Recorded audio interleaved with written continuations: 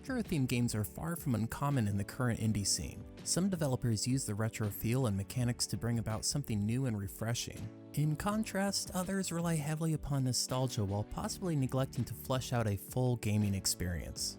Upon playing developer Greyfax's OrangeBlood, it did cross my mind that the game could end up as the latter. Not only does it use pixel art reminiscent of the 16-bit era, but the soundtrack is also heavily influenced by 90s hip-hop. As a 90s child who was really into JRPGs and music from the period, I was skeptical as I was eager to jump into the world and see what it had to offer.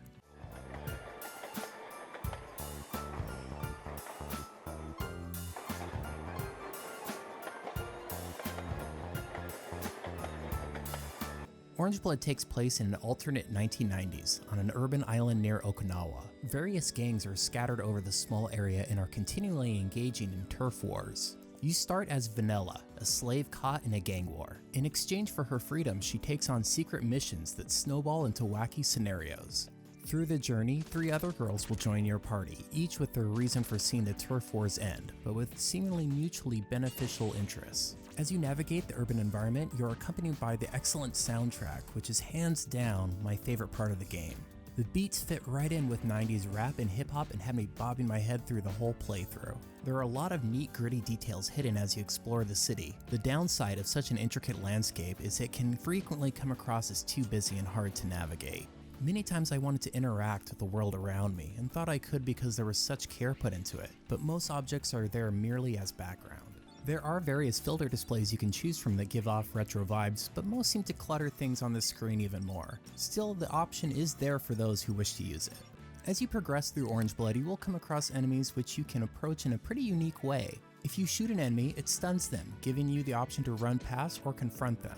Fighting a stunned enemy has its benefits, but if you rush into battle normally, you'll face some pretty challenging fights. Battles are your standard turn-based fare, with each character having a gun as their primary weapon.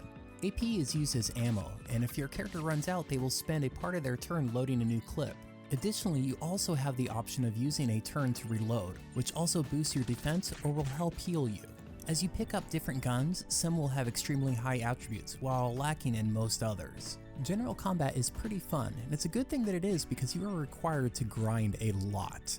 There's always some expected grinding with RPGs, but OrangeBlood unfortunately uses it as padding to make the game seem way longer than it actually is. Instead of forcing hours of grinding, OrangeBlood would have benefited from just being a shorter adventure, as the actual narrative probably takes around 20 minutes, and that narrative is a wild one. It all accumulates into a surprisingly anticlimactic finale, and an ending that came out of nowhere. Characters all swear profusely, and at first it's sort of disarming contrast with the cute anime girl aesthetic. Still, it gets old very quickly and feels like more of a substitute for any real character development. The same goes for NPCs, who usually cuss or say they want to kill or hurt someone, which makes it seem pointless.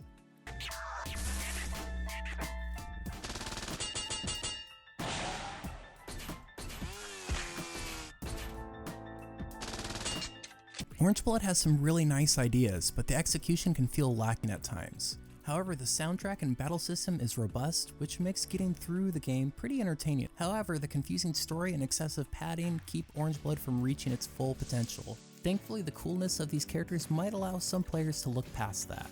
Noisy Pixel is giving OrangeBlood a 6.5 out of 10. Thank you for watching! Noisy Pixel is run by a group of gamers who work hard to deliver news, reviews, previews, and more. Please subscribe to keep up with all our future content.